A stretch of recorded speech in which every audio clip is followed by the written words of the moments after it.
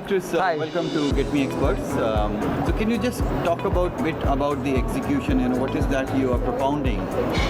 And then what is that you want people to understand? Because execution is a word which everybody knows, but they don't follow that. That's right, and it means a lot of different things to a lot of different people. One way to get your head around this is to sort of divide up the work that an organization does into two parts.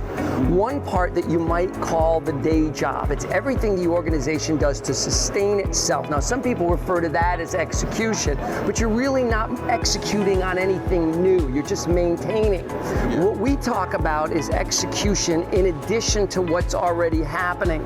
And actually, you've recognized that it's the day job, it's all the urgencies necessary to maintain an operation that actually makes it so difficult for an organization to execute on anything new. So that's kind of the highest level cut is, and this solution is particularly relevant for those leaders who are trying to execute on something, but it's bogging down because of competing urgent priorities. Might be a way to say that. There's almost, a matter of fact, you could look at any priority right now that you're struggling with. If you look at it close enough, what you'll find in almost every case is that what's actually bogging you down is that in the moment, individuals are choosing something urgent, something that has to be done right now, over something that's important but lacks that same level of urgency. And it's that discipline that's the primary reason execution bogs down on just about any level. So it is not that urgent remains important, and they are not able to focus on what is important and what is urgent. Urgent may be unimportant also. When something is both urgent and important, we have no problem. But the minute something could be incredibly important, but if it doesn't have that on-fire urgency, the organization stalls. And that's the discipline that we've really helped a lot of organizations develop, is the ability to execute absent a crisis.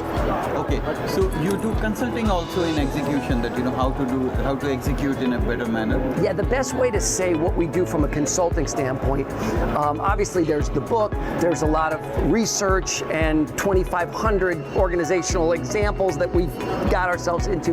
We help organizations install kind of an execution muscle or an execution operating system, would be a good way to say it. Not around the day job, not around operational maintenance, but around what's our process, what's our operating system for executing on something new in the face of this 100-mile-an-hour day job of ours. Okay. Might be a good way to say it. But that's interesting. Can you just, for our audience, any example that, where you had this 2,500 organization where you work with? Yeah. That any specific example where, they change the way they execute things? Yeah, so a great one. So in the United States, we have a giant cable and internet provider, I won't say their name, and they had a challenge in their IT division around their internal systems going down. So the systems that support their customer service reps, their techs in the field. And they measured this in a metric called impact minutes. And they had 29,000 impact minutes in 2015. Okay, and for several years this had been a goal, and every year they said we got to reduce our impact minutes. It's affecting company NPS scores. This is showing up in board meetings for a $16 billion company. We've got to reduce impact minutes. But the day job, but it was never urgent. No. Even though it was important on any given day, it would always get back burner. And so they applied the disciplines of execution against it, broke it down, right? So I'll just very quickly, right? There are 46 teams that had to attack this. So the first thing they had to do is they had to take one big goal, which is to reduce impact minutes from 29,000 to 12,000 down, and they broke it into battles and sub-battles, and all 46 teams had one objective, very unique, that was either reducing the scope or reducing the duration. And each team had a winnable game. That was discipline 1, getting it into targets. Discipline 2 was lead measures, leveraged activities that if we did every week would affect that outcome. Discipline 3 was around how you see it. Does it look and feel like a game, believe it or not? It has to feel like, I know if I'm winning or losing and I can affect the game. Discipline 4 are the commitments the team members make every day. It's a religious weekly march. It's a very short meeting, and By the end of the year, they had reduced from 29,000 impact minutes in 2015 to 4,000 impact minutes. That's wonderful. The goal was 12,000. All 46 teams hit their sub-objectives. And it was I was at the report out. I watched 46 teams report from 2 different locations in TV studios. They kept saying how interesting that in the past they had always pointed fingers at one another. Now they owned their piece of it. They had a common goal. It was a very powerful thing. But that's an example. It's a specific objective. They hadn't been able to execute on it because of the day job.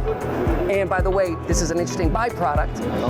If you can get a team to win on something important, it has a bigger effect on morale and engagement than almost anything that you can do. Absolutely. Huge impact. You've seen that in your own experience, haven't you? I've seen that, the success is the biggest motivator, Yeah. That's a good engagement, exercise. Yep. But is this execution area or the strategy or the intervention which you did, is regular exercise or it becomes a part of your performance management system? That's interesting. We try not to tie it directly to compensation because we want the flexibility to adjust.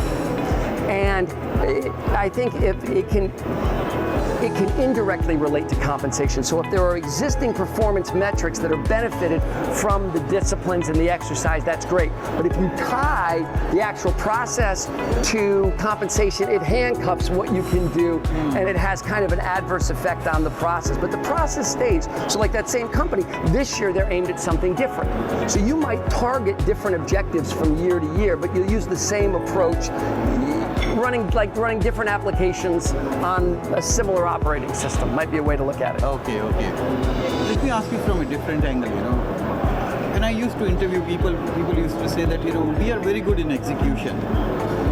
But when you asked it, what did you achieve, they were not able to state that what did they achieve. Why they are not able to say? Because they're blurring the 2 things I started with. They're assuming that being good at execution means they're good at their day job. Yeah. Or maybe they're good under crisis. Right? They could mean either of those things. Right?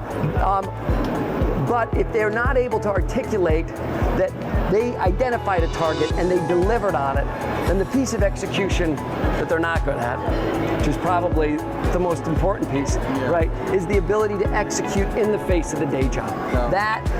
We could have attacked this from any angle.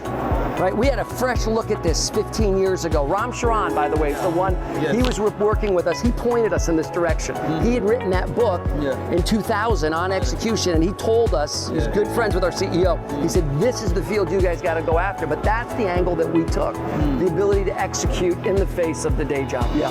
Okay. So for a general, public, what do you say that, how they should, approach the execution? The biggest problem that people have, and by the way, every one of the 4 disciplines is counterintuitive. The biggest problem is narrowing the focus. We think we can do more than we can. And what we've learned is you have to sort of bifurcate your brain into all those things in your life that have to be sustained. Right? There's certain things, we gave it a name, we call it whirlwind. It's the whirlwind of activity or life support that I have to do just to survive. And I don't have to optimize that stuff, I just have to maintain it. And then there's the thing I'm gonna blow the doors off of, right? I'm gonna lose 30 pounds.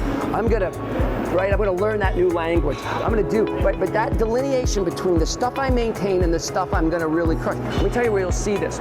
Great operators, turnaround artists do this naturally. You watch a turnaround artist come into a new facility. They'll lock everything and they'll target one thing and they'll stay on that note until it's down, and then they'll get something else. And they'll very systematically break down. We've seen it dozens of times. People will sell them the disciplines and people will say, I used to work for a guy who was amazing. And what he did is almost exactly, right? It's the natural law. Some people found it on their own. There is a misconception that people believe those who are on the low side of the hierarchy, it is their job to execute, but those who are on the high side, their job is to strategize. Do you think that I so disagree with that, and that's wrong, right? And there was an HBR article not too long ago that blew up this myth that strategy and execution are separate. And what we find is that they're more like dance partners. right? And strategy and execution work together all the way through the organization. So there's a whole exercise we do with executives where they have to break, right? They have to break big goals into smaller ones, right? We talk about it's difficult to execute on a concept. You got to break it into target. And that's execution work, is really that deconstruction exercise. But then at the front line, there's a lot of strategic work that gets done when the teams are choosing what's their most predictive lead measure. Yes. Right? And deciding what commitment they're going to make. You can't dictate that stuff to the front line. Right? You know, and we have these beautiful examples that show the best stuff comes when you create a poll. And so, yeah, we find that even at very frontline levels of the organization, there is absolutely strategic work that has to be done around the how, not necessarily the what. Yes, correct. Yeah, and then that's really what total quality was all about. That's what Deming and Duran were saying all along. Yeah. People within 12 feet of the work understand cause and effect relationships the best. That's strategy. That's it. And that's how you get first time right. You know. That's right. Yes, yeah. Yeah, rather than inspect it in afterwards. Yes, Yep. Right. Any one-liner for our audience that what they should follow, the execution? All right. Anybody can do complexity. Execution does not like complexity. The two best friends of execution are simplicity and transparency, and that's tough, right? We got good news and bad. There are some rules for doing this. We didn't invent the rules. We've just been studying them for 15 years. There are some rules for getting simplicity and transparency. Good. Thank you. Thanks a lot. Thanks, AJ.